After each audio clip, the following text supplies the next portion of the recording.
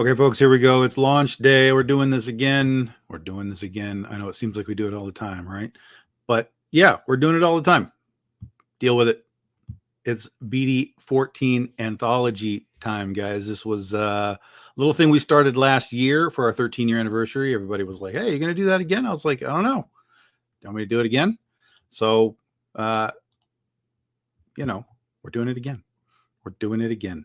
We're about to launch this thing in 55 minutes. 55 minutes, guys. We're going to sit here and chat about this here for a little while. You are welcome to hang out with us, ask questions, of course, wherever it is that you're watching this. The link to the sign up page is in the description.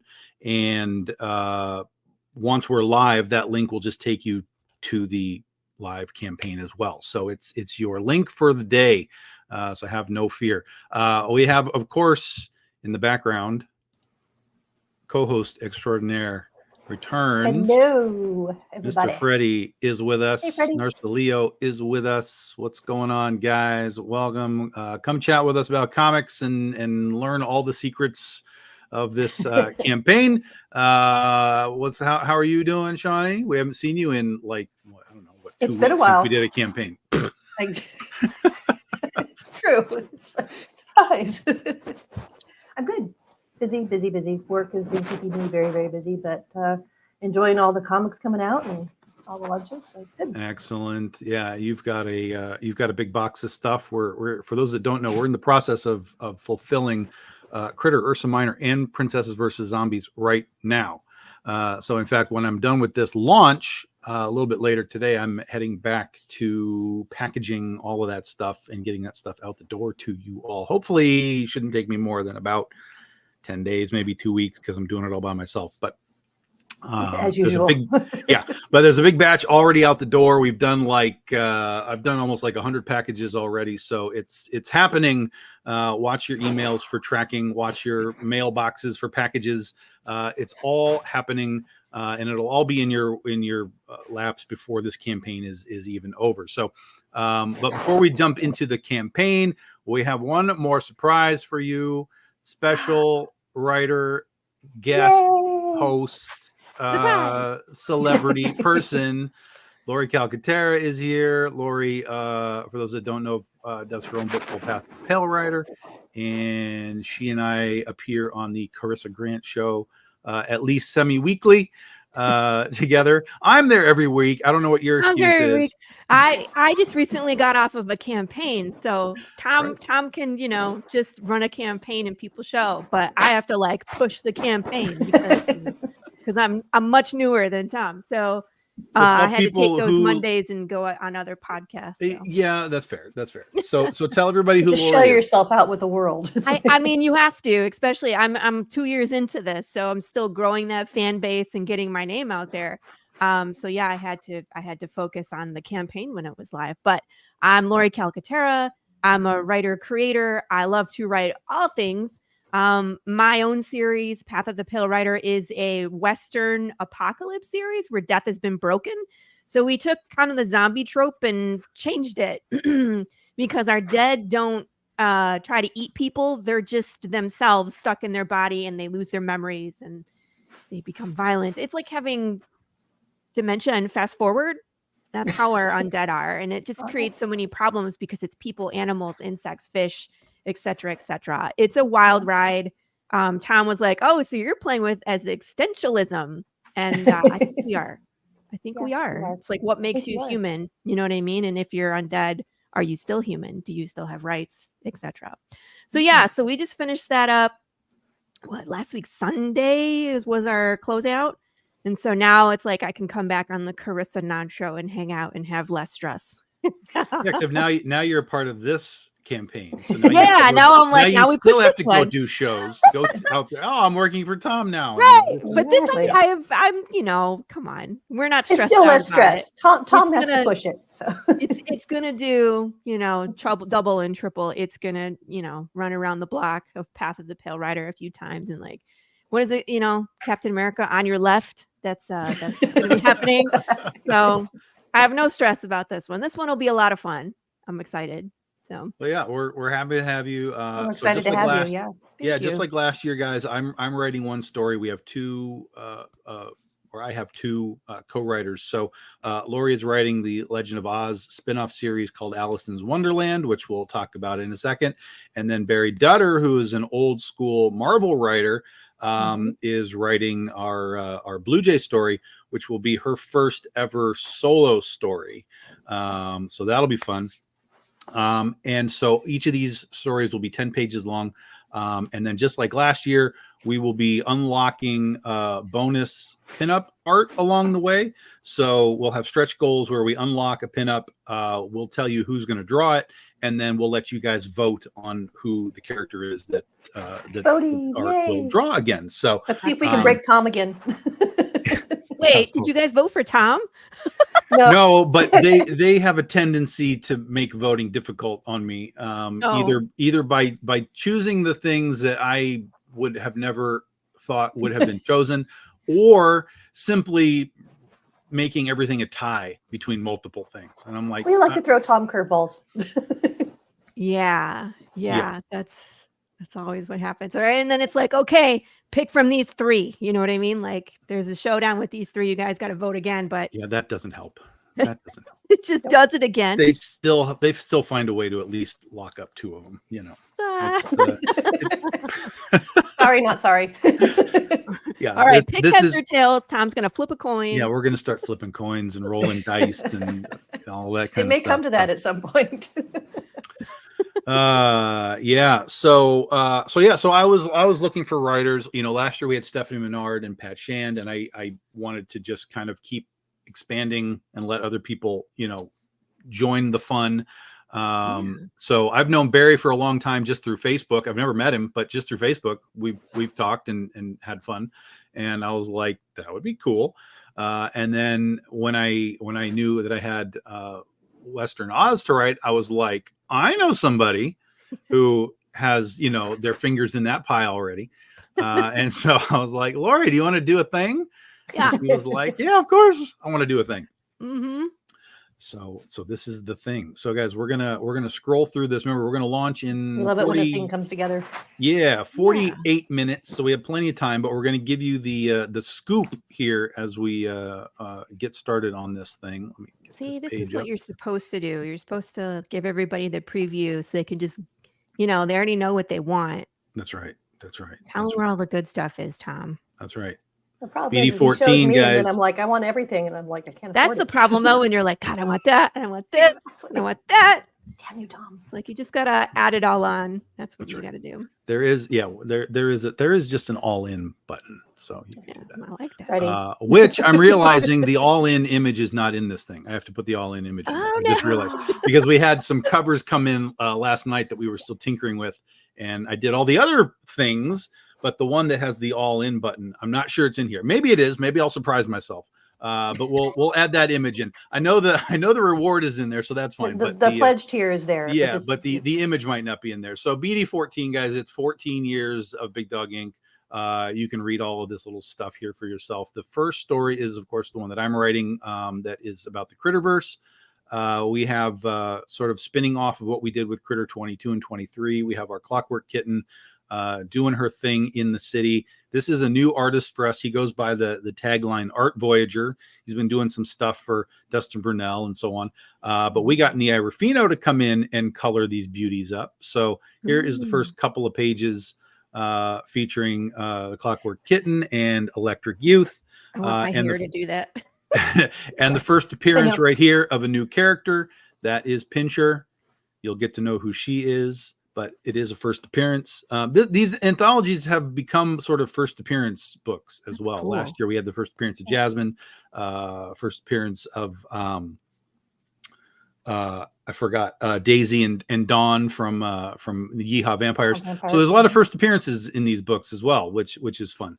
But there's a couple of preview pages there. Then we have Blue Jay. We have 2 pages in here for her as well. Blue Jay, this is reuniting Chow Mahato and Chris Chua, our Princesses versus Zombies team, doing a little superhero action here now.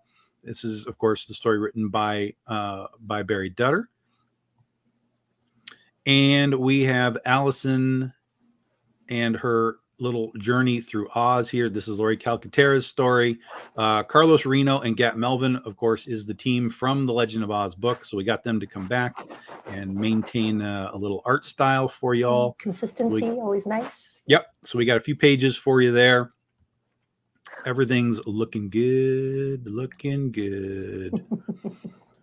And so those are your 3 stories. You'll have 10-page stories for each of these characters, folks. So get ready. And then, of course, we continue with our day 1 Wizard trading cards that have been very popular. So this is Blue Jay by Carlos Reno. This is not a stretch goal, folks. This is an automatic thing. If you pledge for physical rewards today, through today only to midnight tonight, then it's kaput. You get this added to your rewards pack. Period. End of story. That's it. Not a stretch goal. Automatic. Buy something. Get something. Cool. Yeah. And buy something, get something more. That's right. That's right. Get the bonuses. And then we always have our day 1 actual books available. This is the first time you all are getting to see this. The first appearance of Allison was on an art print a number of years ago. And we are turning that into a cover for a limited time, today only. Look at what that says, people. Day 1, not 24 hours, not first week. Today. Day 1.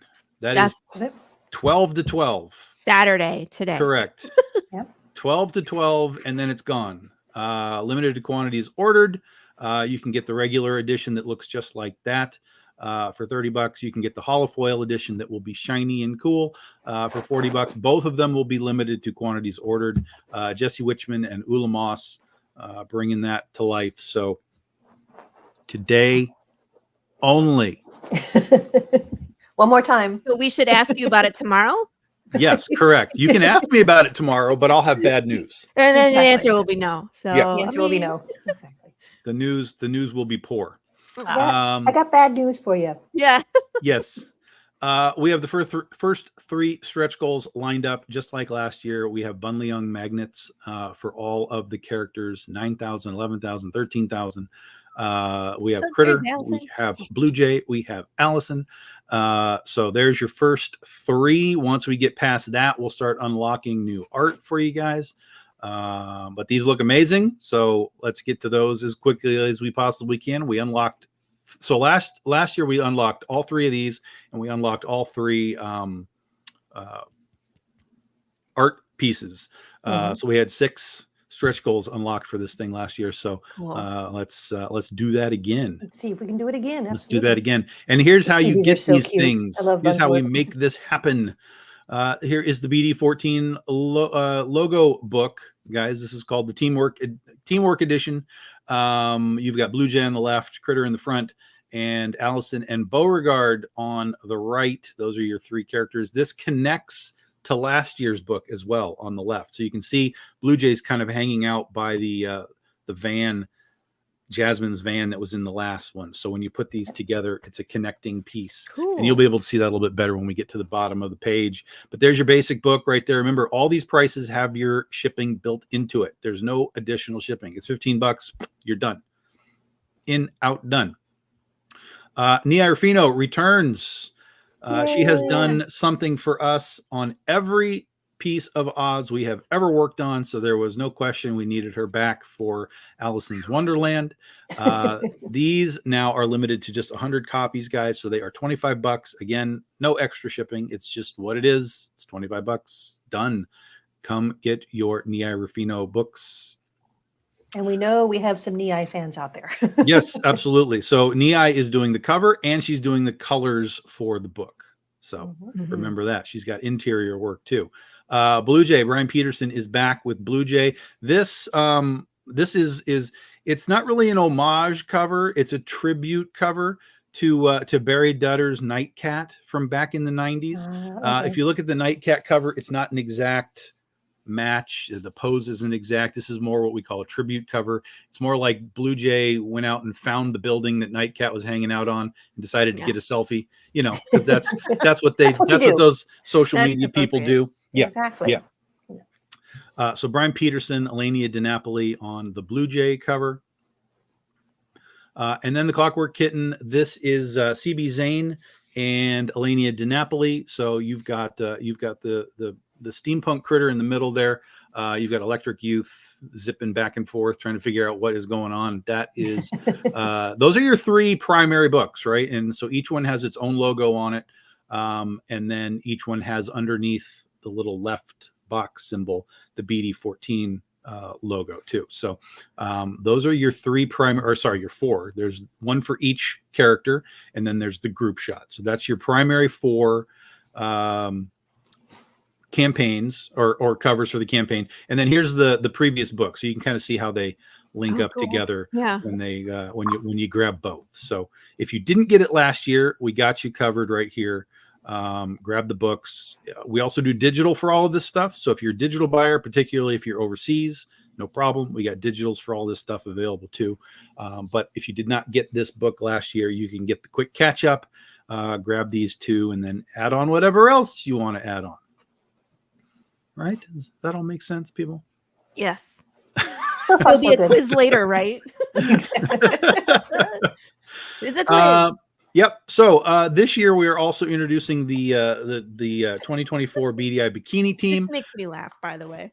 So what we're going to do is we're going to be showing you each of the members sort of as a reveal individually. So we have the first member in this next block, and then we'll show you another one in a couple of days, another one in a couple of days, and then we'll show you the whole thing all put together as the final Bikini Team cover. But you can pledge for it right now. You don't have to wait. You can pledge for it right now.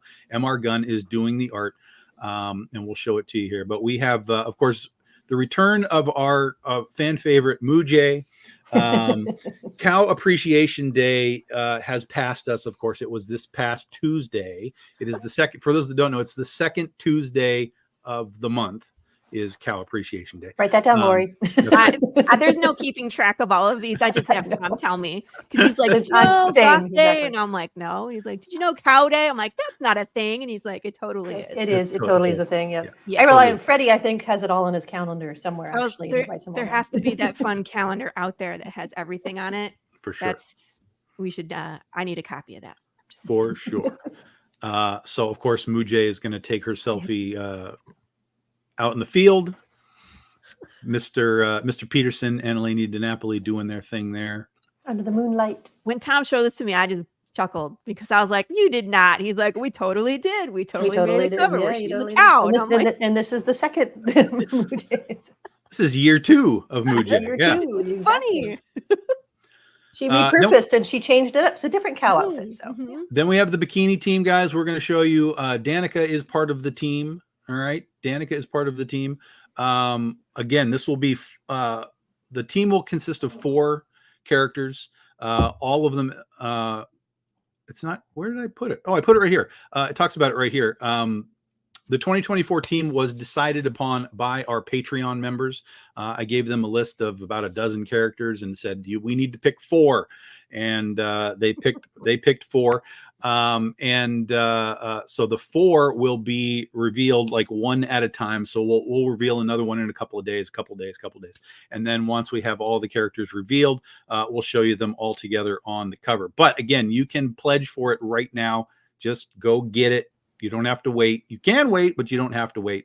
So this is the 2024 bikini team, and I would imagine we'll probably have a 2025 next year. Tom had to explain bikini team to me too. Yeah. Do you remember the Swedish bikini team, Shawnee? Shawnee? Yes. Okay. Yeah, okay. Yeah. I was like, that was a thing. He was like, yeah, it was just a team of Yeah. babes that wore bikinis, and they promoted beer. And I was like, yep. I don't remember this. I was probably a little too young, but Maybe too young. You probably blocked it out because why would you care? like, what do? They just look hot. Okay. They look hot. In bikinis, they look hot. And that's right. I mean, this is a marketing scheme. We have Hooters. We do. That's right. That's right. Boobs and bikinis do sell. So yeah. Mm-hmm. Then we have a new artist here with us for the first time. He goes Sounds like by moving the on. name The Zork. That's what he's told me. The Zork. Marinero. Yep, but he wanted Zork. to be called the artist name the is Zork. That's awesome. Zork Marinero. So here is our Danica. This is our fan service set, just like we did last year with Blue Jay. So you get the naughty, you get the nice little combo pack there. He did an amazing job. Danica. Yeah. Oh, it's great. It's fantastic. As soon as I saw this guy's stuff, I was like, yes, please. Mm-hmm. So we'll have Zork with us for many years to come, I'm sure. Also, remember, all of these are limited to 100 copies, guys. So you're going to see this $25. Again, no shipping. It's just that's it. $25. It's included. You're good to go. All of these are limited to 100 copies. This will be limited to 100 sets, and so on. Right. Mm-hmm. Everybody got that? And then, of course, the return of the mystery boxes, guys. And this is also another one of our BDI 365 days, like Cow Appreciation Day, like Goth Day, etc. We are celebrating Lollipop Day as well. We have Cupid doing her thing. This is art by Narslio Sousa and colors by Sanju Nivengoon. You are going to get 10 books in this box. You are going to get 8 different random BDI variants. You're going to get 1 super variant, like a foil or a metal of some sort, something very low print run. And you're going to get that Cupid cover that is exclusive to that box. We are making 50 of these boxes, which means there are 50 of those Cupids, which means that's it. Kaput. All right. And you get that Cindy acrylic figure. So you guys know all of our acrylics, these little acrylic standees like this. Dun, dun, dun.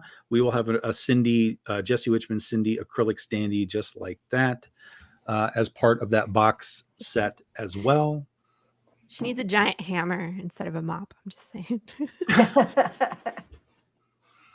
to smash watermelon with, you know. Of course. Of course. Now, of course, there are stretch goals to be had in this campaign, but if you like the swag and if you missed any of the previous things that we've done over the years, we're putting together swag packs. Yes, you can buy more than one, of course. They will all just be completely random from whatever happens to be laying around of stickers and magnets and poker chips and just whatever is just here. Tom is literally just, yeah, it's just give me 11 pieces and you'll get 11 pieces. They will be 11 different pieces. You will not get duplication. But if you buy more than one, it's possible you might get duplication. Yeah. But if you're grabbing a pack, you'll get 11 different things from all of the just miscellaneous things that are sitting around here. All right. Totally and then taking notes. And then we do have a brand new trading card set. This is a new metal set of Nia Rufino trading cards. These are all of her covers from the Aspen run. Again, she has done a cover for every single Oz project that we have ever done. And so we decided to celebrate Nia once again. The original 6 I am out of. They are gone. I had about a dozen sets at Ozstravaganza this year, but they are gone. And so here is round 2, new art from Nia Rufino, our good friend who does amazing work. And 50 sets. That's it. Kaput. Okay. Kaput. And then we're into the specialty editions. Of course, everything is available as foils and metals and so on. All of them will be virgin at this point. No logos, no words, nothing floating around on them. Well, except for the cards floating around there. So you can get foils and metals for all of this stuff here, however fancy you want to get. The Cupid, the Cupid foil is virgin. So it's a little different than the one that's in the mystery box. The mystery box has the BD13 logos and stuff on it. But if you don't want the mystery box and you just want the cover, you can get it clean just like this, and you'll be good to go. And then of course there's the Danica foil and metal down there. Now, if you are new to Big Dog Inc. and you want to know what the hell is going on, right? We have we don't have all of it. We have a bunch of our trade paperbacks and various issues and just things you can figure out who these characters are, where they came from. What are they doing? Where are they going? That's right. So Penny for Your Hysteria. Soul, Antoinette, Lights, Camera, Jungle, Ursa Minor, Princesses versus Zombies, Kaiju Epic, Critter. Add some bonus stuff on to your campaign, to your rewards, and try some stuff out. Easy peasy. And then finally, we have add-on art prints. Now, these prints are the last of what we have for these prints. So I went through, because we only do 50 of these things, and I went through some boxes to figure out, like, what do I have that's just floating around again? This will be your last chance to get what you're seeing here. Some of these we have 5 or 6, some of these we have 10 or 11, but we're at the end of our 50 copies, and we're going to be retiring these pieces once they're gone, whether they're gone here or whether we take them to the cons. We are at the end of these pieces. So Eric Basildua and Nia Rufino. That's right. Annabeth from Ursa Minor. We have Corey Knable's Brides from Ursa Minor. We have Jen Brumal's Scheherazade Navy cover. We have Brian Peterson's Lost Girls. That's the original Lost Girls that we did way back in the day. We have a handful of Shannon Mayer's Critter. We have a handful of Nia Rufino's Las Vegas Critter. That's wild. Yeah, that's our Right. Cirque du Soleil homage there. How did you even come up with that? We're smart over here, Laurie. Yeah. It's like, that's not. We're clever people. Give me the craziest thing you can. Yeah, perfect. Exactly. Pretty much. Yeah. Upside down on an angle. We have a few Natalie Sanders Angels. We have a few Jen Brumal Mary Magdalenes. We have a few Natalie Sanders General Gingers. We have a few Ebass Glindas. We have a few Keith Garvey Dorothy Gales. And then we have 2 new ones. So these are new. So this is Brian Peterson's camp crossover. Chloe. Chloe is, of course, the alter ego of Blue Jay. So this is a new print that you guys can get a hold of. And Brian Peterson, Elenia DiNapoli. And then we also have our 20-something redhead cat girls. This is Ray Lynn. You guys all got the trading card of her if you were part of the Critter campaign, but now you can get the first official art print of the first of our 20-something redhead cat girls, Raylin by M.R. Gunn. The second one will be debuting soon as well. And so that one's brand new as well, but all those are 50 copies as well. And then that's it, folks. And then here's all your social media things. Wherever you want to do your social media, click on it. It'll take you right there. Remember that Patreon folks get to do bonus things. They get to vote on stuff like we talked about earlier. They get Patreon perks. So if you are a Patreon member and you're backing our campaigns, you get Patreon perks, which have been in the past original art sketch cards or special metal cards, etc., etc. It's an automatic thing. It's not a stretch goal related thing. If you are a Patreon member and you back a campaign, you get a bonus item. Get more stuff. So that's right. So join Patreon, join the fun. We show you all the stuff that we do, kind of, how the soup is made, as they say. So if you like the process stuff and you like to kind of have a say, like the Patreon members have named characters in the past. So Chloe got her name from the Patreon members, et cetera, et cetera. So we have a good time over there. And that's it. That's the campaign, folks. It's as simple as that. Sure. On the Danica, the foils and metals, is that only in essentially the naughty, or is that? Yes, just the one. Okay. Just want to, because I know some people out there, they prefer one or the other. I just wanted to make that clear, so that's what you get for that. And then I was curious if the lollipop, I know it's for Lollipop Day, but is that like a very slight homage to the Lollipop Guild from Wizard of Oz? No. No.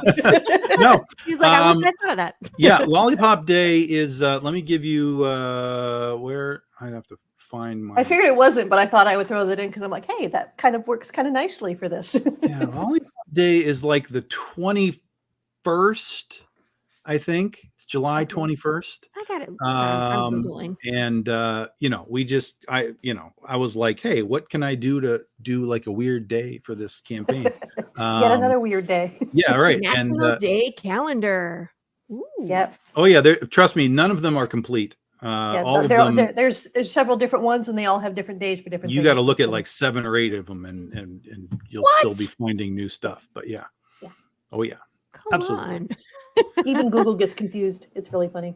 Apparently. Can you just make up your own? Can we make up like our own day? Yeah, of course you can. Of course you can. Yeah. I'll tell you that Cow Appreciation Day was created by the Chick-fil-A folks.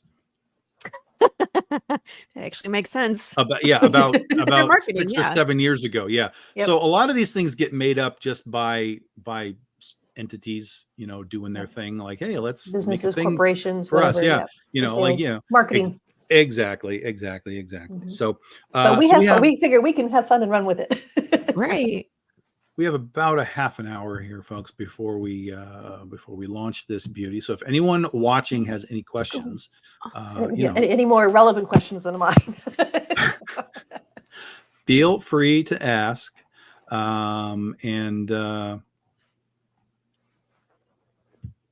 What is it doing? What's happening? Oh, I'm just looking up what today is National Delaware Day. Of course it is. Yeah. So Delaware doesn't mean much if you don't live in Delaware. Statehood and join the Union. Mm-hmm. Sure. Like, is there anything better? That seems there's definitely things better. There's definitely things better. Yeah. We might have to go look at a different calendar. Yeah, you might be in a dumb calendar. Apparently. It was like fried clam day. And I was like, I'm still not sold. I have my list is somewhere. I can bring it up here real quick. Let's see. Printable and free. Oh, let's look at that. By the way, I just wanted to show you because Allison's cover with all her poker cards flying around. Yep. Yeah, you know, I have my own poker cards. Of Like course. it was a good fit. I was like, yes, we have the poker cards. I do the poker cards, and Allison is the poker card. She's my girl. So let's go find another one. So let's see. July. I actually don't have anything marked for July 13th. But Lollipop Day. Oh, Lollipop Day is the 20th. Other things in July now. Bikini Day we've done before. That's July 6th. We have the 7th is Tug of War Day. Cow Appreciation Day, of course. Shark Awareness Week. They get a What is whole the week. thing? And we did that a few years ago. I found one. It says it's International Skinny Dip Day. Today is? Yep. Okay. It says today is also National French Fry Day. Yeah, there's a lot of food days. There's a Yeah. lot of food days. Water Park Day is the 28th. Cheesecake Day is the 30th. You know, so it's World Snake Day. Why is it's there a wild World and Snake crazy Day? out there, guys. Wild and crazy there, guys. Wild and crazy. Oh, the all-in graphic. Yeah, I can do the all-in graphic. Oh, yes. I can do that. National Hot Dog Day. World Emoji Day. National Beans and Franks Day. There's another food one for you. I still like that. International Skinny Dip Day. I'm down for that. I think that works. That's a good day to celebrate. There's an Uncle and Aunt Day. That's amazing. Oh, there's a day for everything. There is pretty much anything you can imagine Anything. has a day. Yeah. Mhm. National Lipstick Day. Mhm. I didn't know we needed that. Yep. We don't, but we have it anyway. We don't. Yeah. National Avocado Day is the 31st. Okay. Write that one down. I should know that I'm in California, so home of avocado toast. Yeah. National Spoil Your Dog Day. That is August the 10th. Isn't that every day? I was going to say, don't they get like a month at least? Exactly. 2 months? 6 months? They don't, they should. Yeah.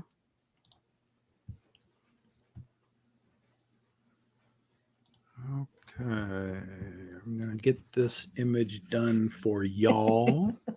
Pluto Demoted Day. The day that Pluto became less than a Oh. planet. Poor Pluto. It's, you know, it's celebrated every year by, you know, it's sticking it to you, Pluto. Exactly.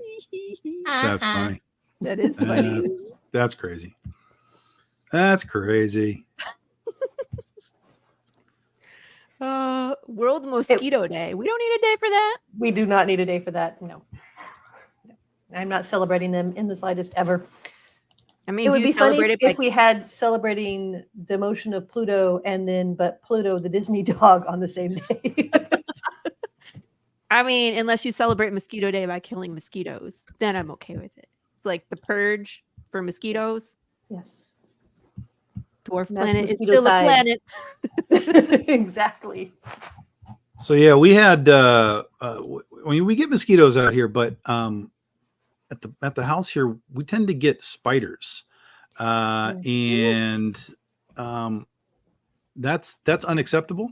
So kind? a few years ago, I was outside on the porch and I was just kind of like writing or whatever, and out of the blue, this spider just like drops down. Like right here. It's like, you know, Yep. Miss Muffet and her Tuffet, and here Mm. comes the spider. I'm like, unacceptable. That's a And note. so he died. Yeah. That was it. But so I went and turned around a little bit, like, where the hell did you just come from?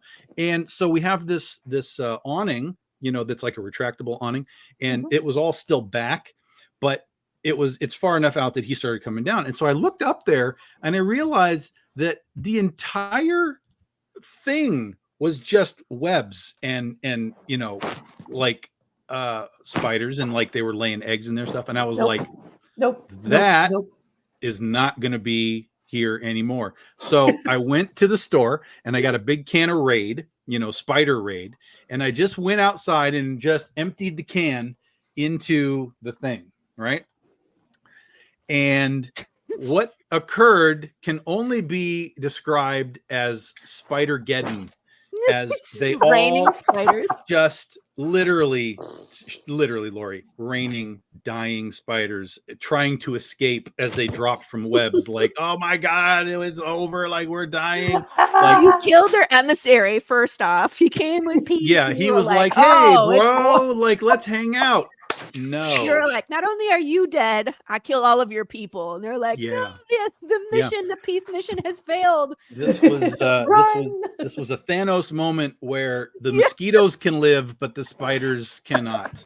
Oh my God. Yeah. Yeah. Oh. So yeah. gross. So gross. Do you know what kind of spiders they are? Dead. Okay, that's all I that was gonna matters. say doesn't Because Yeah. we have wolf spiders here in Texas that I Right. was not accustomed to how big and how hardy they are. Sure. Because I like swept one aggressively out of the garage and it kept trying to run back in. Yeah, and it came looking at you like, what? And if it was a regular Michigan spider, it would be dead. You know what I mean? Yeah. Like you sweep it hard and it's like, oh, you've crushed my spleen. But no, this one was like, I live here. Like, what Yeah. are you talking about, lady? And I was like, oh, I'm just gonna Exactly. step on you. But This is my house. There are various things here. Some are whatever, and some are problematic. But I just was like, no, this is not okay. absolutely, Yeah. absolutely I'd be with not. you. Yeah. Yeah.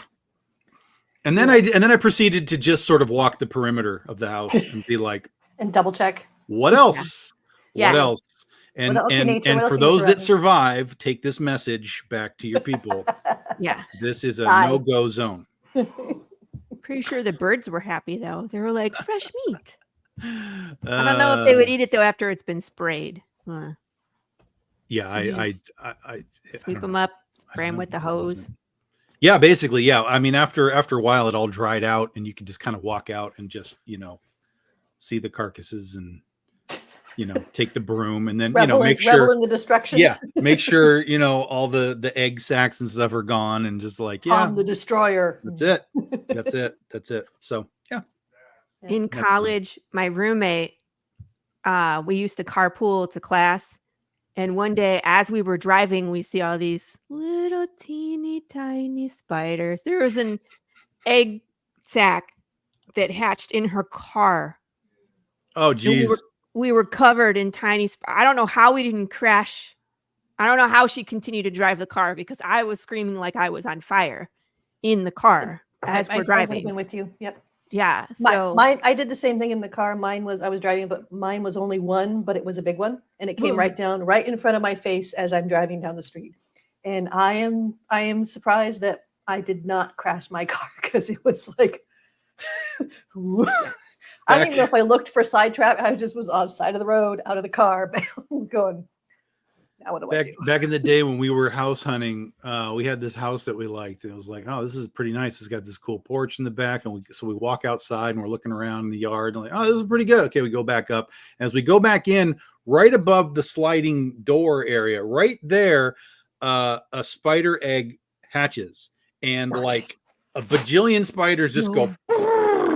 And so I looked over and I was like, so this is a no, right? Yes. Okay. That's it. next. This is a no. Yeah. On to the next one. Out I think the here realtor. we have the big old orb weavers, which are not Yeah, poison yeah. everything else, but they're huge and everything else, Yeah. and they love to do it. We have trees out here, so literally they walk out, they build their webs right at face height. Yeah. So at least 4 times I've walked out of my slider and turned and went, oh shit, and there's like, I'm like, nope, broom, knocking them down because I'm like, yeah, you can build your webs, you're cool, but you can't build it here. You gotta Right. go. You gotta go away. Gotta You go can't- home. You can't be in my line of path because that is more aerobics than I want to deal with right now. Gosh. Oh The my spiders, God. the spiders, the See, spiders. you the never know what you're going to get on these shows, people. spiders.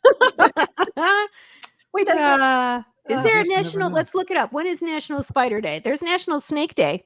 Oh, Yes, I'm it has sure to be- there's Spider Day. There's no I'm sure question there's there's Spider Day. Spider Day. Let's Yes. Google it. I wouldn't, not even remotely surprised that there would be a Spider Day.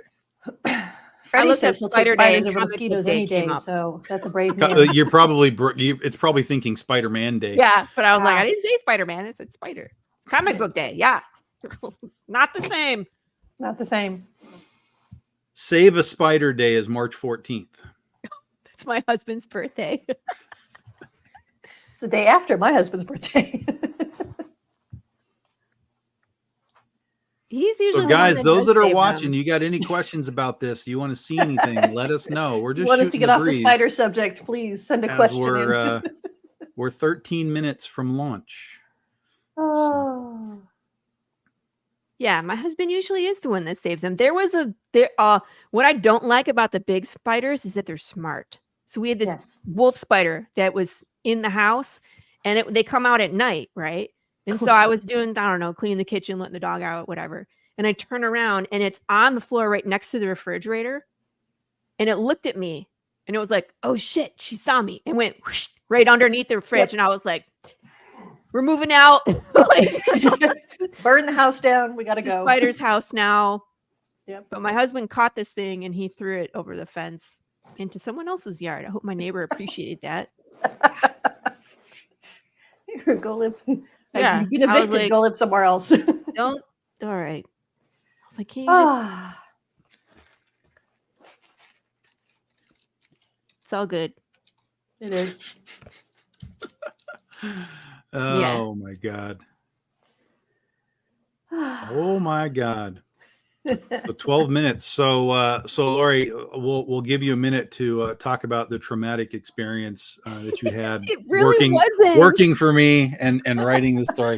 No, okay. So first off, I like writing other creator-owned projects. I really do, but I'm super picky about who I write for. I write my own thing, which of course takes up a majority of my time because I do the whole thing. Like I wear all the hats, I manage the artist team, I do all the promotion, I do a lot of the merch myself, which Tom's like, get a hobby. And I'm like, I have 12. But like I do Psycho Sal for William Russell, and I've had a bunch of other people approach me, but I'm very picky about what I want to be a part of, right? Because that's my name and I'm building my resume at this point, right? But when Tom was like, hey, do you want to do this thing? I was like, yeah, absolutely. But it is so hard to, like, you have to be in canon. So I did a ton of reading. Tom was very gracious and sent me like all the previous work, which I just immersed myself in.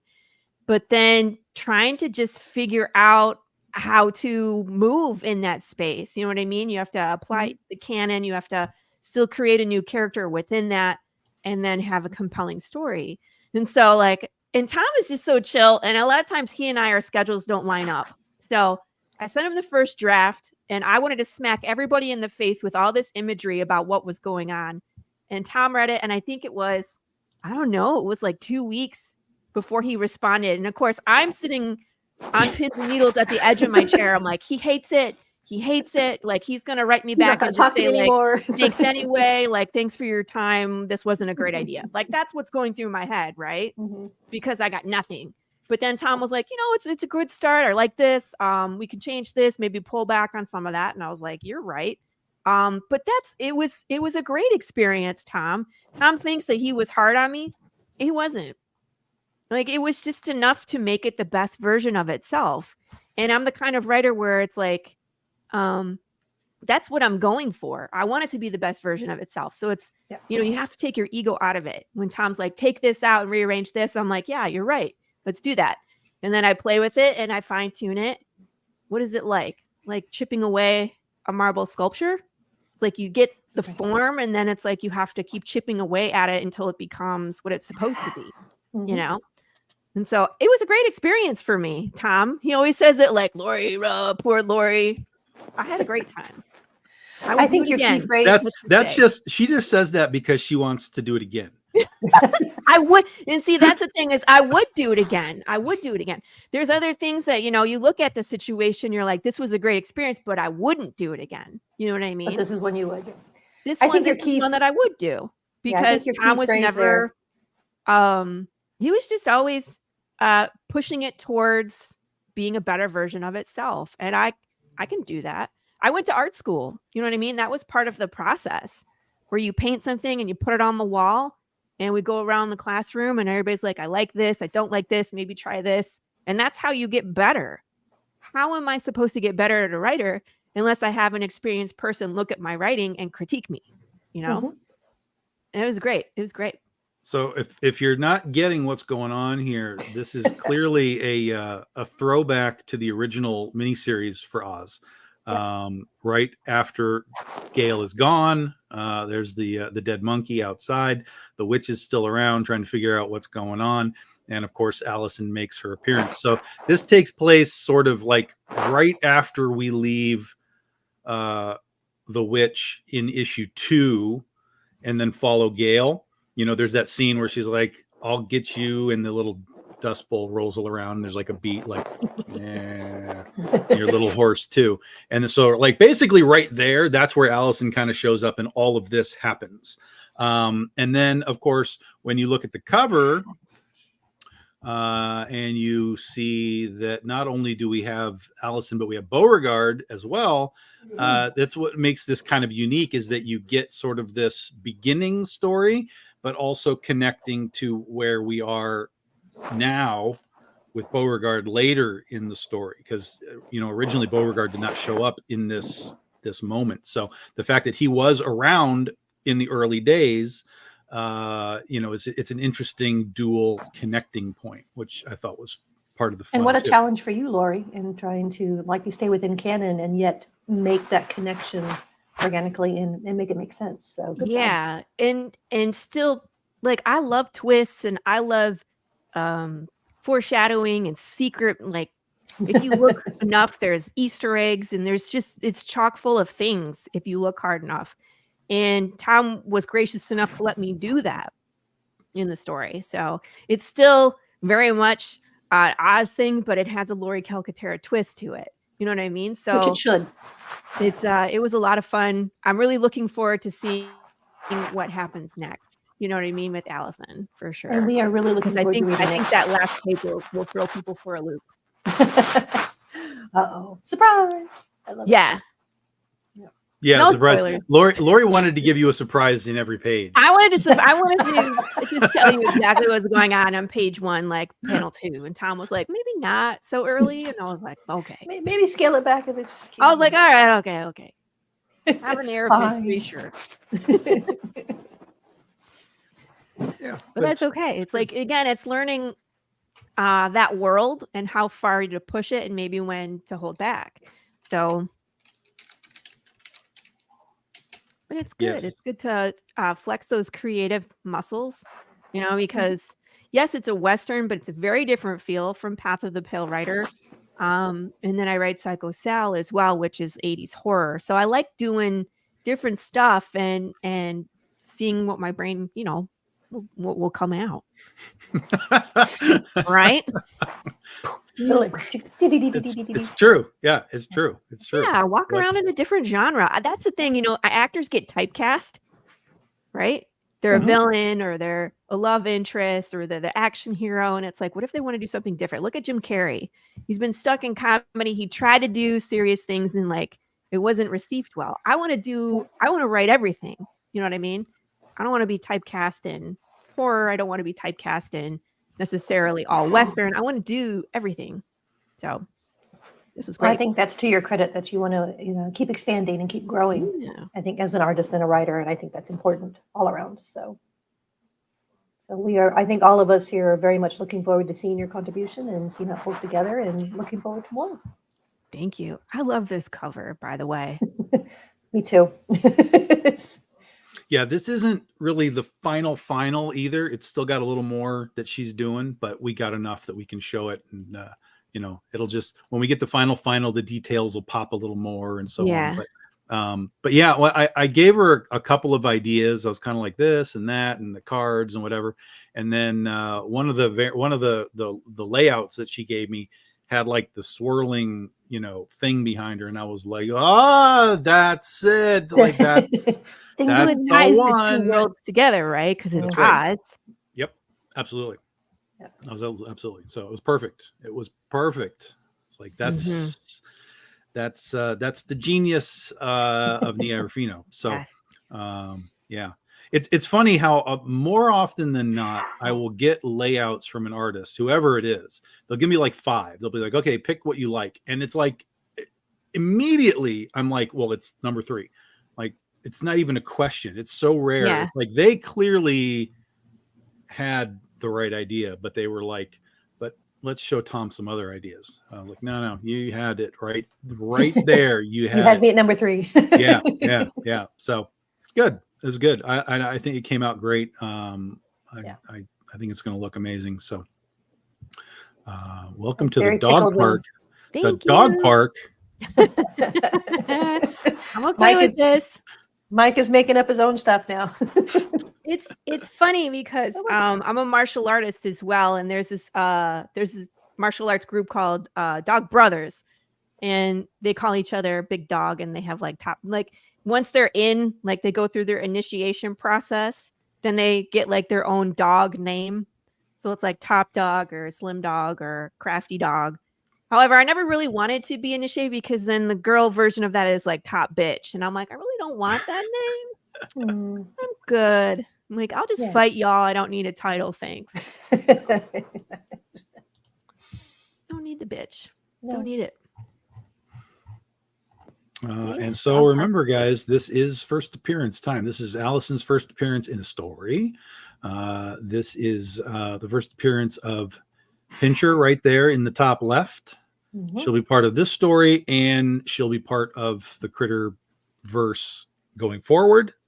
Spoiler alert.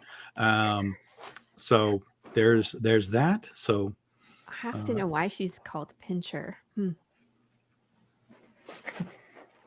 We'll just have to read it. Have to read it. Yep, See? Now you got to figure it out. I'm just saying out loud what everybody is thinking. Why is she called Pincher? There's method to Tom's madness. No, I get it. And just a few more minutes. 2 minutes, guys. 2 minutes. Remember, wherever you're watching us, the link is in the description. Now, right now, it just goes to the sign up page, but once we're live, that link will go to the live as well. So you can be signed up. You can just be prepared to click the link, whatever you want to be. There we go. Only if I could be Chicago style hot dog. I think if you get to the point where that you actually earn a nickname, you could be whatever one you want. The truth. That's what it is, too. I mean, like, can I be a corn dog? Can I be corn dog, Laurie? That'd be me. I'd be the corn dog. All right. This is always the time when we oh, did you double check your late pledges? I turned that shit off. Okay. I was like, I'm not going to do it right now. See what I mean? It looks like it's easy, and then you start checking things off, and you're like, wait a minute, is that right? I think I had it right. I was confident I thought I had it right too. Yeah, I was confident that I had it right, but I didn't want to do it on this one and then have it botched because there's just too much that I'd have to fix. So I just turned it off. And when we do a smaller campaign, I'll tinker with late pledges. It'll be a little easier to deal with, but I turned it off. Yeah. For those who want to hear my horror story, when I launched Path of the Pale Rider 5, I had thought that I had turned on late pledges on things, and I had the dates wrong. So I launched the campaign, and immediately, like, half of my pledges disappeared. I was like, okay. I was like, you guys talk amongst yourselves. I'm going to fix things. Oh, my goodness. That's what happens. So folks, we are officially live. Get that stupid drop down. Hate that stupid drop down. No, will you take a survey? We are live, everybody. Good to experience? Go. I am going to pop this up on Facebook and get a little awareness happening here. And then and we'll just chit chat for a bit here before we let y'all have your weekend and before I go pack books, go do shipping. Get to work, Tom. Exactly. Oh, no.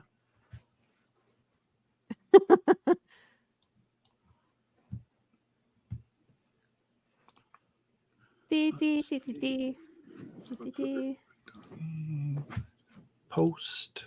There's that. What's happening here? Oh, I'm already getting backer notifications on my phone. So, okay. Yeah. Yeah. So that's how we do things around here, Laurie. Hope it wasn't too painful, too early for, although it's way earlier for Shawnee. Yeah, for Shawnee than it is for me. Way earlier. So yeah, just like that, $125 in the first couple of minutes. Thank you. Yeah, everybody. it's a whole whopping 9 a.m. in the morning for me. Yeah. I always feel bad. I run a podcast on Tuesdays, and when the California people are on the show, I'm always like, do you have your coffee? Make sure you're okay. Exactly. I unfortunately, due to my job, my real life job and all that fun stuff, I've kind of become a morning person out of design, out of I'm so necessity sorry. rather than preference. So yeah, it's like, so I'm up early anyway. So for the most part, it works out well. Yeah, one thing Drives I my would husband nuts. He is never- not a morning person. I'm not either.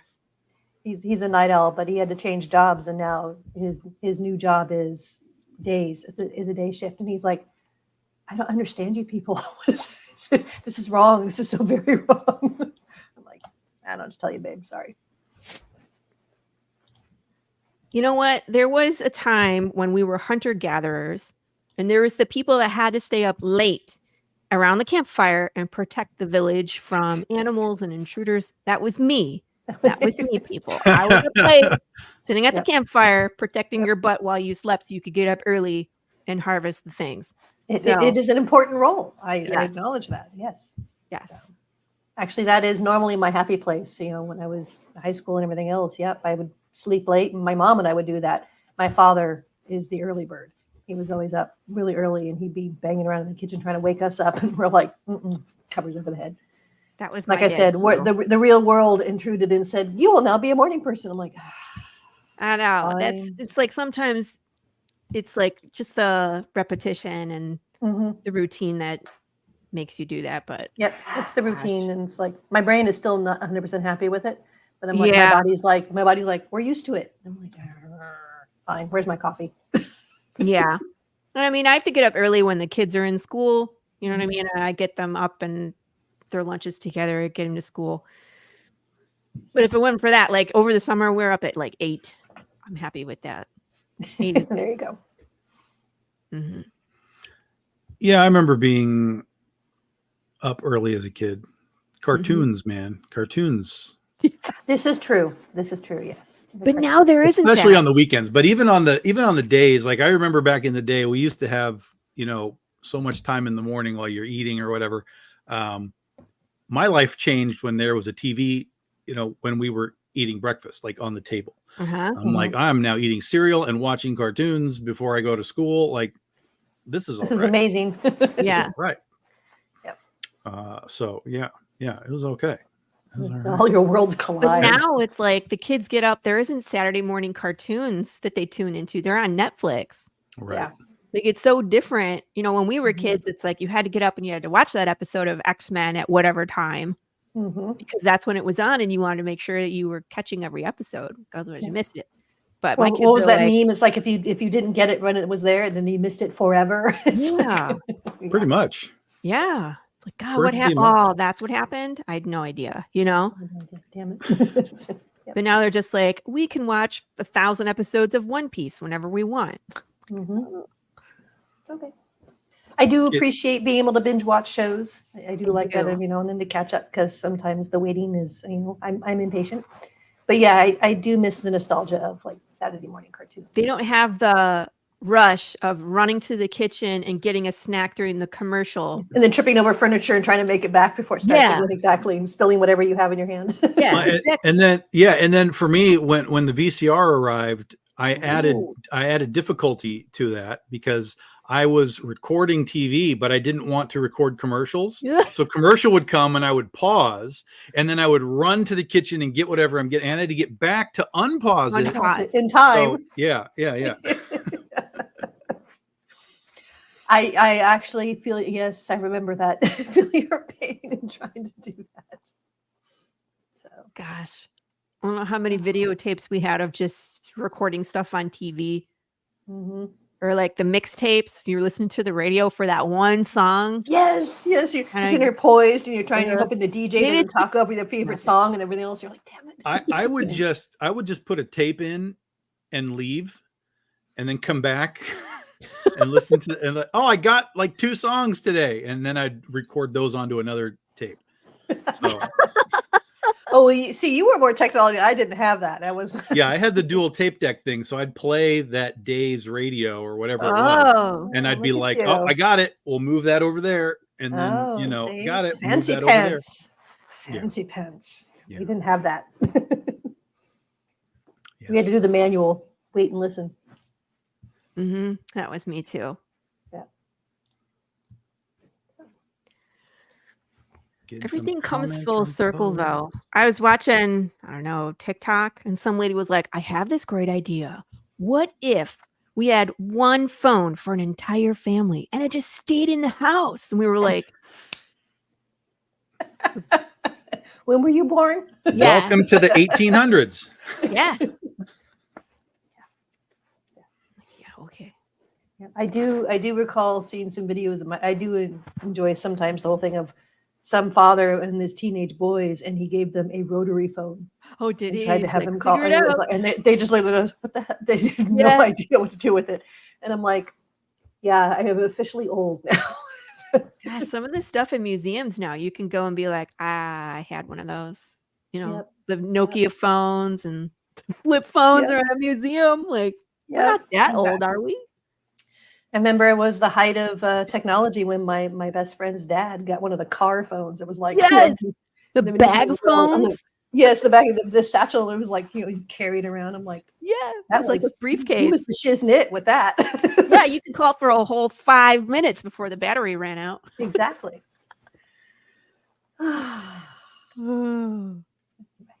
But we digress. Hi, Tom. It's crazy. I remember car phones appeared. Yeah. Mhm. Yeah. It's funny to see those things in old movies now. Like Yes. there's the Weird Science that had the kid had a car phone, Yep. in Rolls Royce and stuff. But it's God, technology. It's one of those things where like you think about old horror movies and stuff. Like, oh my God, the werewolf, like whatever, right? And nowadays people would be like with their phone, like catching all this stuff. Mhm. So it's like, how do you write like monster stuff now that isn't just so inundated with, the conveniences of modern technology? Like, oh, prove to me that there's like a thing. Like, here's my phone. Like, there's a Exactly. picture of the thing that I saw. It's right there. But Well- back in the old days, it was like, well, I don't believe you. There's no proof of anything. But now there's cameras everywhere, and we all have cameras in our phone. And I was walking around the lake the other day, and I looked out on the lake. There was something swimming across the lake. I'm like, do we got monsters in this lake too? Like, what the hell is going on? And so I took my phone and I zoomed in on it, and it was just a beaver carrying a stick, across the lake. But this is how what is it? Mysteries get Woohoo! pronounced. That was a Yeah, big one. Exactly. Urban legends.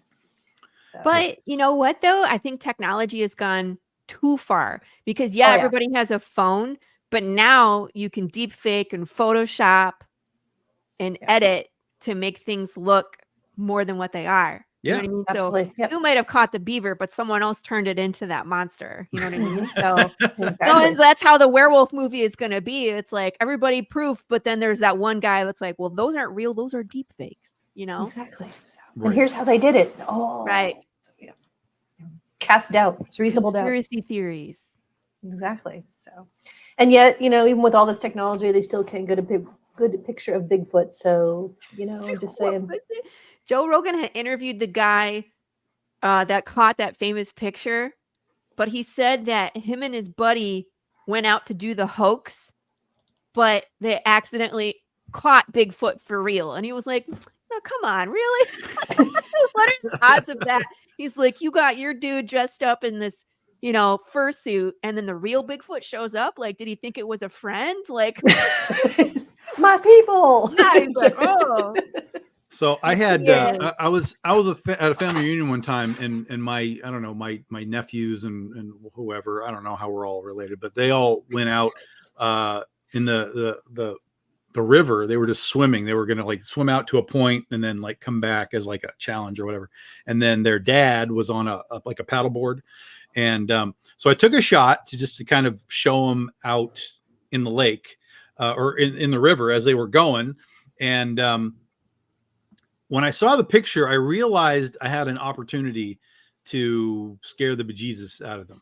So I took the picture, dropped it into Photoshop, and added a little shark fin, like just like as if it had just snuck in, right? And so here's that picture. Oh, you see? That is very well done. Bull sharks can go in fresh water. Mhm. Well, this is salt water. Oh, they can do both. Oh, better yet. Yeah. Where- So this connects out to the Chesapeake Bay in Maryland. Okay. So this is a saltwater river or whatever. Gotcha. But yeah, so I That's had that funny. shot and they were going to swim out to a little pole out there that has like an osprey nest on it. And I was like, yeah, what if I just told them Yeah. they weren't alone? And they freaked out. They were like, I'm not going back in the river. It's like, we're done with that. Oh, Tom, I love that's mean and classic, and I love it. That is awesome. And I that would- is I very would well. totally That do is that very to well people. done too. That's you did a nice job on that. Yeah, it looks really good. Mm-hmm. Yeah, very believable. Mhm. Solid. It's solid. Yeah. This is what I do. Especially what when I it do. comes to sharks. 'Cause, you Yeah. know, For sure. Yeah. Just terrorize people. It's fine. It's Exactly. fine. It's fine. Yeah. Don't worry about it. Don't worry. the fact that Tom's brain immediately went to let's put a shark fin in there just should surprise nobody. I'm not surprised. The amount of time we talk about sharks and shark movies on Carissa's non-show, it's every week. It's just a staple. That's just kind of That's usually Yeah. how we start the show. Yeah. It's what Shark facts. what shark movie did you see this week? Yeah. And then there's Laurie going, You guys watch movies? yeah, you guys have time to watch movies? I was like, And we're I like, made a- yeah, because we're not self-binding I was like, books. I made and a book this week, yeah. like from scratch. Of course you are. And they're like, what else are you doing? I'm like, well, I baked some bread and I made some t-shirts and I feel very lazy and unaccomplished now. it's manic sometimes. Like poor Tom was like, what are you doing? You're making these weird TikToks. And I'm like, I don't have anything else to do with my excess of energy on the last 2 days of my Kickstarter. So you all are going to suffer. Alrighty then. I'm like, I will dress up as Pikachu and make an ass of myself for a TikTok because I can. Because you can. Now, you dressed up as Pikachu. That's probably a TikTok I would actually watch. So one of these It's on her stretch Facebook goals- too. I mean, it's What's on that? her Facebook. Just go to Okay. her Facebook Yeah. and you'll see her antics. antics is good. Antics is good. Yeah. Shenanigans? I like to call it Shenanigans. shenanigans too. Shenanigans. Shenanigans. One of my favorites. Shenanigans. It's all shenanigans. So one of the stretch goals I do for my Kickstarter campaigns is called Slice and Dice. So I will dress up as Pikachu and smash a fruit or vegetable with a weapon, right? But the fun part is the backers get to name this thing. So they either name the watermelon or the pumpkin, and then they vote on like a weapon of destruction. So I've done like sledgehammer and fire and Filipino short swords. I got this whole plethora of list of weapons, right? And so they vote on it. They vote on, and then like I smash it. But I always wear a Pikachu suit because why not? So it's fun. Like you do. It's all you. Yeah, so they know when the Pikachu suit comes out, I'm usually smashing things. Why not? I just sent you a friend request, so Yeah. accept it or not as you see fit. Except I just realized we weren't friends. I'm like, dang it, that's gotta change. confirm. We're friends now. See, Tom. I was like, Tom, we're friends already. Sorry, you missed Sorry. it. Well, that's like Bobby Joe and Yeah, Heather Step I can't think Brothers? of- but so Bobby Joe came up the last couple of years to the hell's it called, Monroe PopCon, and when she was there, she met another friend of mine, Heather, and so this last year Bobby was there, and then Heather came over, but I was helping a customer, and there were people there, and so they were like behind me, and I realized that like I had been helping people like a long time, and I turned around and they were just like blah, blah, blah, blah, blah, blah, blah, blah. Like, you know, like they were just friends forever and a million years, and they're catching up on everything. I was just like, oh, all right, everybody's fine. That's good. Yep. Everybody's fine. It's Yep. no problem. That's what we So do. apparently, Dude, you know, there's not a ton of us ladies in comics. So when we find good people, we kind of like, we're friends now. Yeah, exactly. I found you and I'm not letting go. Exactly. I'm like, we're friends now. You're part of the group. That's it. Yep. I can So- count 3. And now Shawnee, 4. That's it. Yay, I'm in the group. Mm-hmm. well, you'll meet some more. You'll meet some more. Yeah. You'll be fine. Most You'll of be it's fine. dudes, though. They're out there. They're around. They're Right. around. But exactly. It's like we have to be, when we meet each other, it's like, oh, we're friends now. We're going to stay in touch. Exactly. Yes. My husband's like, which group of dudes are you going to be on a panel with tonight? How it goes. Yep. Yay. Yep. Yeah. Excellent, Mike. Thank you. Thank Okay. you. Thank On you. the Thank way. you. Yep. Things keep dropping in here. Pop. I pop. tried, but my internet, of course, as always, decided to be slow on me. So I'm number 3. Oh yeah. Let's see. Let's But that's find okay. out who was number That's all one. right. I actually 3 is one of my favorite numbers, so it works for me. So Oh, I'm in the wrong campaign. I was like, what the hell? We're at 19,000 already? Nope. That's last year's campaign. Just kidding. never mind.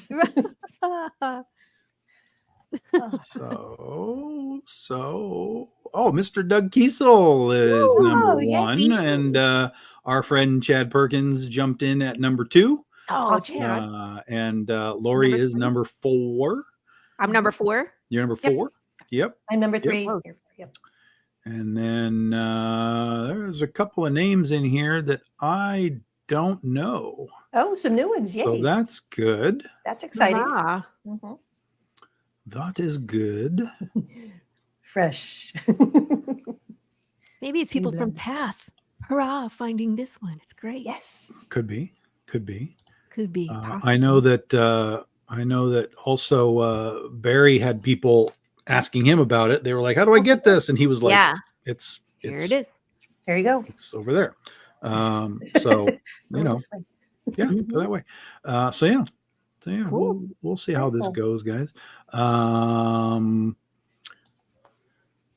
So yeah, I think now I know you've got so Laurie does a bunch of her own shows, folks. I do. If you like creator shows, she does them often, particularly Tuesdays.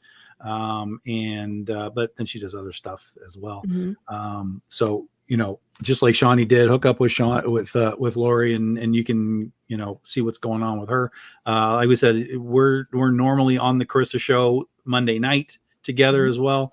And then I've been seeing you floating around. You've been on JD's show and some of the other folks that I do shows with. So keep your eyes open. I had And- a show almost every single day of campaign. I think I took like a couple Sundays off, but even on like that one weekend I did JD and JD's show. So it was like a Saturday and a Sunday. But yeah. Usually when campaign is live, I'm on like every show and then sometimes twice in one day. And Yeah. I go hard. So it's campaign is live, you're gonna see me. But when I'm not campaigning, Tom is right. I usually have a Tuesday show. It's 11 a.m. Eastern Standard Time called the Tuesday Morning Brew. That's a great show. It's a long form show, but we get to like talk nitty gritty and brass tacks. We go into in depth on creators and their process and their history, their project, the campaign they're running if they have one. But I've had like indie writers, artists, I've had actors, novelists. I had a ventriloquist on once. That was amazing. It was an amazing show. That's cool. She was a high schooler, played the guitar and also did ventriloquism. And it was the craziest show. But we have fun. We have fun on that show. And then I host another show on Wednesdays called Any One World Showcase. I'm part of a publishing house in the UK. And so Any One World is just for those creators, but there's so many of them, it's crazy. So they get their kind of 45 minutes of fame on that show. We have them on a few times and stuff. So it's all good. But I love talking to creators. I love it. You get to build your community. I usually ask things about their expertise. So if I have somebody that's like pitched to Scout and got accepted, I'm like, I want to know about your pitch process. You know what I mean? Et cetera, et cetera. So we learn as a group, we learn as a community. The chat's always great. They ask a lot of questions. We have a good time. So you can check me out there. Those are usually on my YouTube channel, which is small. I don't usually promote it, but they're there. So yeah, but you can find me just about anywhere. I'm on all the socials. God, headache sometimes. Yep. And I'll be with her September 3rd, I think is what we figured out. Yeah. So I'll be doing a show with her September 3rd, which will be about a month before we launch the next critter. And then I'm already signed up to be with her in January as well, as we start the 15-year anniversary next year in 2025. So you guys laugh, but I'm like, currently my show is booked out into October. I think I'm booked out till like I'm booked out to the 3rd week of October. And so Tom's like, I'm just going to go ahead and grab my spots now, because I get booked out so quick that it's like, if you don't grab your spot from now, a lot of times you can't get in, which is unfortunate. So it is, but I still think that's kind of it's a double-edged sword, but it's a great problem to have though, because that means it's popular. It's good that you are keeping busy and doing that. And yeah, people want to come on and people want to watch and participate. We have a good time. But yeah, it's hard when someone's like, hey, I'm launching my campaign next week. Do you have a spot for me on your show? And a lot of times I'm like, I don't have a spot for like 3 months. Yeah, sorry. But you know, the other thing is that people book so far in advance, sometimes they forget or something comes up. Yeah. So I'll have cancellations and I'll be like, hey, I'll have a list of people that I know are active and want a spot where like, hey, I had a cancellation. I have a spot if you want it. That's another full-time hobby for Laurie, right? Is managing really is. All the scheduling. It takes up some time. Yeah. For both shows together, you put it together. Yeah. Yeah. Calendly. It's the way to go for sure. Tick. Yeah. Because then I can just send the link and people can figure out what day works for them, as opposed to being back and forth. And that way I don't double book people too. That's terrible. So. Yeah. That would be hard. Yeah. It's like, oh, you were going to be on, but guess what? Oops. Yeah. I have 2 people slated for the same show. And it's like, now I don't have a spot open for 3 months. That's a problem. So can't do it. Got to be organized. Yeah. Laurie's a great interviewer. She gets deep into the process and into the the stories and the whole thing. So I am that person. I'm always like, hey Laurie, you got it. She's like, no. I'm like, oh shit. All right. I don't say no. I say I'm here's that the guy. Calendly. Yeah, that's true. Well, but you're like, no, not now. But you can just go that's do it the that hard way. Part. Yeah, where people are like, can I come on next week? And I'm like, maybe not this campaign. I'm like, but when's your next campaign? Put it in. So she's going to be really surprised when she sees March next week, and every week it's me. Like, this is our official 15-year. Wait a minute. Yeah, this is our official 15-year month is March. So it's just all Doghouse people. I'll bring other people, Laurie. I'll bring other people with me. It won't just be you. Here's Tom again. I'll just turn off my mic. I love it that the 15 year it's March is my birthday month, so it's like it makes me happy. So yes. #life goals. I hope to be doing this in 15 years. Well, I only have 13 years left. Only. I love it. Only 13 more years to catch up to. Yeah, you'll be fine. You'll be fine. Yeah. Yep. I'm not worried. I got lots of things to do. When is the next Pale Rider due?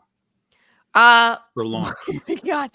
So We finished campaign. We haven't even gotten our funds yet, but Gilbert is like halfway done penciling and inking, which is different than what we used to do. So he's so into the story. He's like, I have to get it out. Like he's at that point where he's like, it's coming out and I'm going to just, he just needs to do it. So it'll be done probably a lot quicker than what the time I gave us. I gave us till October to have it printed in people's hands, but he's going to be done way before that. So, which is great, which means that we can turn around and run the campaign for number 6 in the fall. I had always intended to do another campaign for this year, but we'll see when it's done. I don't know. We'll see. It's a new team. We switched interior artists this time, which was scary, but I think it was good. I think that with Gilbert involved, he is very passionate, being new to the team, and he's ready to go. So I think it'll be good. So we should be done with 5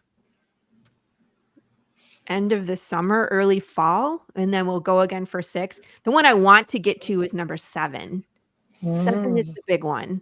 Okay. 7 is the one that everything changes. So Dun, dun, dun. I know. So we'll probably campaign for that probably early 2025. So excited. Groovy. Yeah, those like you have to 2025 is what that's 15 for Tom, and then you have your big one, number 7, and everything else. So it's the universe is kind of it all come together, consolidating, putting everything. So it's cool. But there's something to be said about enjoying. You have to enjoy the one that you're on, but still look forward to what's coming. So, like I can't wait for people to read 5. I have this lovely mug that I always tout out. It says the tears of my readers. And I drink the tears of my readers in Path of the Pale Rider. They come for me because I kill off just about everybody. It's one of those. You're one of those. Okay. 5 is no different. I'm duly warned. Yeah, you've been duly warned. I've already toted the cup out twice. Like people understand what's coming, I hope. So and if not, well. Yeah. They're not prepared. Let's just say. Well, that makes for easier writing. You have less character development to worry about. Now, I mean, like it does. It is a part of the world. You know what I mean? Like it is violent. It is chaotic. There's always factions vying for power. So there's a lot of movement around our one protagonist, right? So he's kind of this lone wolf going through the wasteland trying to figure out what broke death. When we get halfway and everything changes, then there's going to be some more characters that are permanent characters, and we've already met some of them as well. Like they're in in parts of the story, and they'll be kind of moving in and out of the story as he travels. But we kill a lot of people. But they come back because they're undead and they can come back. So again, because that's what they do. And there's a bear. And we have a giant undead bear named Big James that kind of became our unofficial mascot. I love this bear to the point where I have to keep creating merch to satisfy the people for their need for this giant undead bear. Carissa Grant told me if I didn't do plushies of Big James that she was going to do them herself. So, and there's a threat. So yes, so you had to do them, right? Because I wasn't plushies is her thing, right? I mean, like I don't want to step all on about toes. it. Yeah, you know what I mean? If it's her thing, it's her thing. So I wasn't going to do plushies, but she was like, I demand. Okay. A plushie. A bear plushie. An undead bear plushie. Yeah, here's your plushie. Okay, calm down. But he's so funny. Everybody loves Big James. And he just like has these cameos through other people's comics. Like if you read other people's stuff, he just like wanders through. People are like, what is that? Yeah, okay. Pay no attention to the bear wandering across. So he's a. So should we be looking for this sometime in a Big Dog Inc. comic, Tom? Will we see Big James? Well, Carissa has him for sure. And then someone just asked me if they could put him into one of the charter comics on a cover. So he'll be making appearances in I love places. it. Cameo appearances. I love this. Oh my God. He's fun. It's fun. I only have one rule. You can't kill him. Like he has Yeah. to still, Yeah. like just move through this. And either you don't interact with him, or if you interact with him, he eats you. That's fair. But he's undead. He can't die. This is correct. Like you could, Yes. but that's my point. Is like, I guess you could like lop his head off or something, and that would be a problem. But well, because Carissa's character Anubis can control the undead, right? Okay. So that's why I was like, you can have him in there, but you can't. Like he's part of my canon. Like he's unstoppable. He's a force of nature. I'm like, so you can't beat him with Anubis. He has to just either like move on, or you know what I mean. Like you can't take him out. So yeah. See, this is like when you were trying to write this story, and you were kind of like, "Well, let's put all of this in panel and you're 2," like, and I'm not. You're like, that's not canon. No, let's not. It's exactly it. Or I was just like, you can have them in there. But mine was seriously like, it's like 2 panels. So it's a lot easier for her to be like, just walk him through. Just walk him through. Pay no attention to this giant undead bear who just walks through other people's comics. Who's ambling through and goes, And TV faces now like, what was that? I don't know. Yeah. Was it a bear? Did you see that? I didn't see that. One eye. So close to 2,000. I know, $32, man. $32. Like, let's get it. Like, let's get $32, and then we're gonna get out of here. And let you guys have your day, and I'm gonna go ship some packages. I mean, we all have a day. Yeah, we have a day. Yeah. Some people's days are better than other people's days. This is true.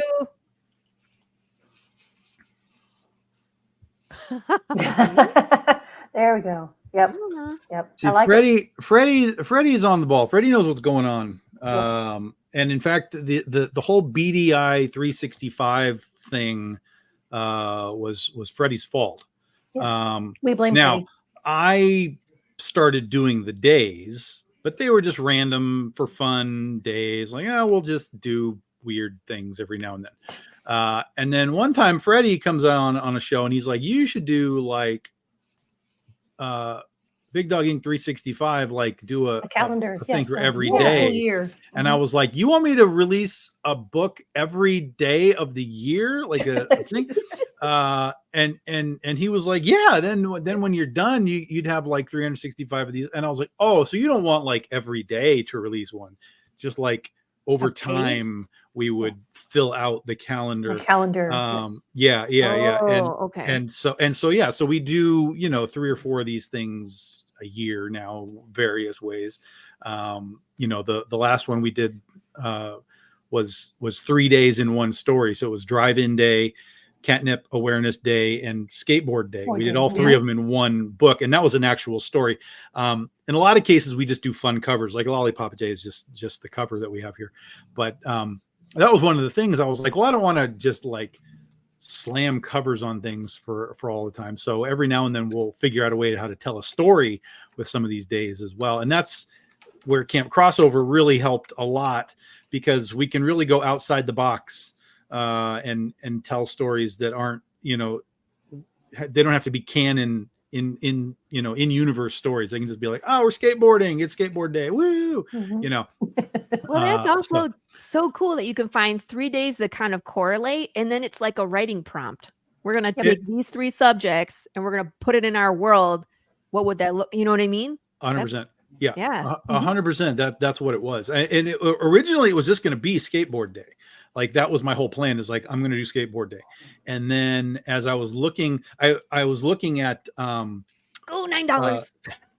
Sorry. I was looking at just like these calendars, like we were looking at earlier. And I was like, okay, I'm going to make this list. I'm going to finally make a list of all of this crap. And as I came into June was just like chock full of days. And so I'm looking at it and I'm like, well, there's skateboard day and there's drive-in day. And then I saw Catnip Awareness Day and I was like, yeah, I have a character called Catnip. Like, what? Like, so it was like this weird synergistic thing that I can have Catnip on a skateboard in a drive-in. Ta-da! Done. Like, let's Exactly. go. So yeah, and yeah, Alien Abduction Day was fun to do. What day is that? March 20th is Alien Abduction Day. March is a crazy month, apparently. Mark. Yes. Seems so. But here's the thing for that one. Like, as soon as I realized that Alien Abduction Day was a day, in my brain sprung into action instantly, and that's what you guys got. It was, I don't know why, but it was like, hey, we could have aliens up in Alaska abducting deer because I have a superhero named Ukalik up there, and she could be like, what the hell is going on? And she has to figure out why they're abducting the deer. Like, it was like this snap. Alien Abduction Day, that's the story. And so that's what you guys got. And that was what that was like. That was like the first one that had a story to it, I think. And it was my first time really writing like a short story. Like, I'm not used to that stuff. Not even like a short, like one shot, like 8 pages, short stories, not one issue short story. And so it was, that in itself was a challenge, is like, write 8 pages and that's all you get. Like, how do you tell the story in 8 pages? And that was a cool challenge. It was a cool challenge. And I think it came out good. And there we go. $2,000 in about a little over a half an hour. And so then that led into some of the other ones that we've done, Video Game Day and Pillow Fight Day. And they're all just these 8-page short stories. And then the drive-in, the 3 days in one, that one I expanded to 12 pages, partially because I needed a big semi-splash, double splash thing. I needed it. It had to be in there. So if I had 8 and then that made it 10, I obviously had to go to 12 because, that's how you print a book is in force. So it went from 8 to 12 because I needed a double splash. But that's what it is. So, no, that Goth Day wasn't the first short. Goth Day was a full-sized issue. That was a 20-page issue, because the original Goth Days were just covers. They were just for fun covers. And then you guys were all like, "Oh, you're going to do it again?" And I'm like, "Well, that's where I said, I was like, you guys just don't want covers again." Like, so that's where I developed the goth world for you guys. So yeah, that's it. That's how these things work, Laurie. That's how we do things around here, Laurie. Bam! Microphone drop. It's all just on the fly and whatever Freddie says. Not me, where I'm like, plan 30 days in advance. promote, book all the shows, run the shows during the campaign. Tom's like, maybe we have a pre-launch page. I don't know. Yeah, we had our pre-launch page on Thursday. And that was, Usually my pre-launch page is built and approved before I'm, closing up the other one. So as we're fulfilling and people are getting their stuff, there's a reminder to go sign up for pre-launch. Yeah. When we were talking about the September 3rd show, I was like, there is no chance there's a pre-launch page for that. No chance. That would be like a month early of a pre-launch page, like 0 chance. You know what, though? You can port rewards in now from previous campaigns onto your Kickstarter, so it can make your page set up a lot quicker. Yeah, but don't you need, I guess the question is always, when you go to get approval for it, don't they want to see the campaign? You know what I mean? Like the actual stuff versus just a list of, rewards. I usually have my story set up and I have the rewards, most of them, but I would say I have it like 75% set up before I get approved. And then I add to it. Oh, I'm never 100%. Never done. Yeah. You know what I mean? So, but usually they approve it if there's like most of enough story and then there's some rewards. That's all they care about. Yeah, I'm going to do it my way. Do it your way. There's no way to change it. Why would you change now? Like, there's no point now. I'm just saying, for me, like, that's what I have to do, just because I'm new and I'm still trying to like make sure everybody knows I'm there. And like, if we're going to launch Critter in October, like, it'll be a miracle that we have a launch page in October. In case of this one, it was done on Thursday. We had the launch page. So which is why I was. When do you submit it for approval? Like the week of? I submitted it. I think I submitted it last Friday. So obviously they don't do anything over the weekend. Right. And so, Monday, Tuesday, Wednesday, I think they approved it Wednesday. And then I actually put it out on the socials on Thursday. And then by the end of Friday evening, we had 100 and some odd followers, which is high for us. That's not normal. But I don't know.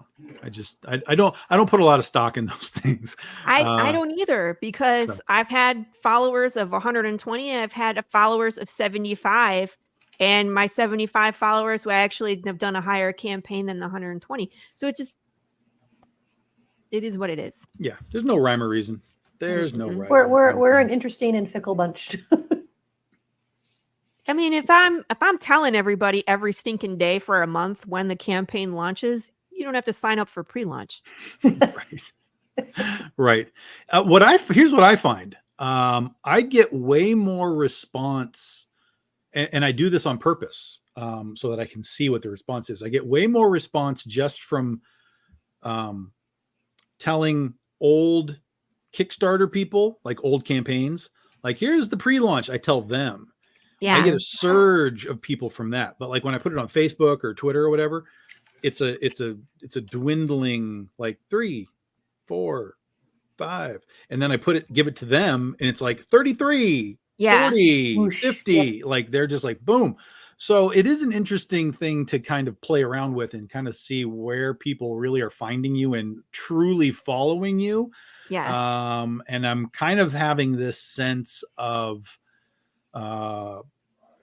Kickstarter, you almost need to treat as a social media platform now. Mm-hmm. And in fact, there is Kickstarter, pay attention. There is a platform that does this. They actually have a crowdfunding platform, and in your platform is a built-in social media element, like a Facebook page or whatever. The site itself doesn't get traction. It's too small. It's like, it's just all these things that are popping up, right? But they have a great idea. It's like Indiegogo had good ideas, but their traffic is garbage. Right. This place has good ideas. All these places have good ideas, and Kickstarter adopts them slowly. But it's to get social media attached to it, I think would be groundbreaking for them. Yeah. Because Freddie, there's clearly people following. And if you have 20 campaigns, and sure, there's some overlap, right? Penny for Your Soul, Critter, whatever, but it's not 100% overlap. Right. But if you had a social media element within Kickstarter so that everybody that backs you is now automatically a follower within that social media, and then you're posting about things that maybe they don't know about, like it could change the game like overnight. I've heard good things about Backer Kit launch, that they will reach out to everybody that's backed a campaign of yours in the past. Yeah. And what's nice about it, from what I've heard, because I have not utilized this myself yet, but they will weed out the people that have already backed. So that way they're not emailing the people that are already in the campaign. They're emailing the people that have not showed up yet. Yeah. Yeah. Okay. It's interesting. It's still confusing to me, the setup on it. I don't think I'm doing it right. But yeah, I've heard some people say that basically the idea is that you have, over time, you have so many campaigns and people just sort of drift out. Yeah. And so what it does is it tries to reach out to those people that haven't been active for some period of time, and to remind them, like, hey, this is still happening. Like, you need to come see what's going on over here. So, but yes, Freddie, that's why you get all those notifications, because I go into like all my old campaigns and just be like, tomorrow. Yeah. And if you're on multiple, then you get multiple. I feel bad about that too, because I know like there's some people that just got like 5 emails from me all at once, and I'm like, sorry. I found that if you can go into your own profile on Kickstarter though, and you can pick which notifications you get. So sometimes I'll go through and, like, if I know Tom is, if I have a current campaign, sometimes I will turn off the notifications for the older ones because I don't need that. But again, I don't need 60 million different ones. So, but as long as I'm getting one, maybe from 1 or 2 in the past for a reminder, that's fine. But yeah, there is a way to kind of limit that if it's too much. People are turning off my notifications. Damn it, Only Shawnee. because I do. It's like I have a lot, and I do multiples of others as well as Tom's, and so after a while, yeah, my inbox is just literally it's nothing but Kickstarter notification. I'm like, I know. I know it's hard. It's hard. I had to find a way to manage that for my own sanity. So. I know. I always make sure the most pertinent information is in like the email line, the reference line, because otherwise it's like I delete them all too. I'm just like delete. Yeah. Especially if I know the people, where I'm like, Carissa Grant sending a message. I'm like, I already know this. Delete. Exactly. Although it is pretty easy, just to, I see it and I'm like, I know, click. Yeah. Click. And so yeah, so it's a balance. There a few I will do that, but sometimes I'm like, if I miss them, I'm like, eh. But I still love the people. I've been reminded, that's good. I just delete. Where you drop something important into an update and they're like, I didn't know. And I'm like, I was updating you. Like, you should have known. Like, stop deleting my stuff. Yeah. I have been guilty of that occasionally too. Somebody says, "Oh, and this," I'm like, where would I have to go back and look at the outlet? Yeah. Oh, there it was. Yeah, I missed it. Yeah, well, what's nice about Kickstarter too is it'll just save all the updates. So if you delete them out of your email, you can just go to the Kickstarter and click on the updates tab, and it lists them all there too. So. Which I've done because occasionally I'll see an update and I'll see something and they'll say, "Yeah, like we said in this one, here it is," or "You should have gotten it." I'm like, "Oh crap!" Go to Kickstarter. Yeah. Tick. Oh, there it is. Okay, phew. Save it. So yeah, but yeah, that saved my bacon a few times. So 153 away from halfway there, guys. Do us a favor and spread it around a little bit. We're going to let you get on with your day, everybody, so I can go get on with my day and put some books in your hands, because that's what my day is going to be, and post this around a little bit and get the email things sent out and so on and so on. So, guys, thanks for chilling out with us. Laurie, thanks for hanging out with us. Appreciate you. I'm going to be on JD Rosario's show tonight. So if you guys want to come hang out with that, we'll be doing that this evening around 9 Eastern time. We just got another pledge. I'll come harass you in the chat. Yeah. Come harass me. Yeah. I don't know what the plan is Do they know what the plan the show is? Well, usually Jay is he usually has something on his mind.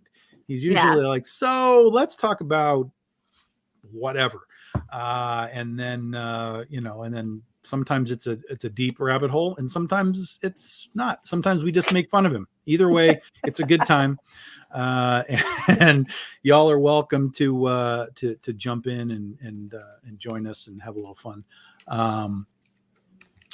Yes, Freddie, so say we all, Freddie, so say we all. Thank you. I'm so happy to be here. Thank you. So that's it, guys. We're gonna let you out. We're gonna get out of here. We'll check in with you later today, see if we can get some stretch goals unlocked, and that's it. Anybody else? I need the Allison magnet. That's right. Yes. Allison magnets. That's Allison magnets. Yes, that's 911. That's 13,000. We got to get to 13,000, and we'll unlock Allison magnets. You can't say hi when we're leaving, Tom. Don't you love that? They're like, "Hey, what's going on? Tell me." That what seems to be as late as you. Yep, Tom knows. He always means to, like, right at the last minute he'll come in and say, "What's up?" Tom, you need to go pledge for $68 so that we can get to that halfway point. Be that guy. But we're jumping out tonight, guys. Today, just woke up. Oh my gosh.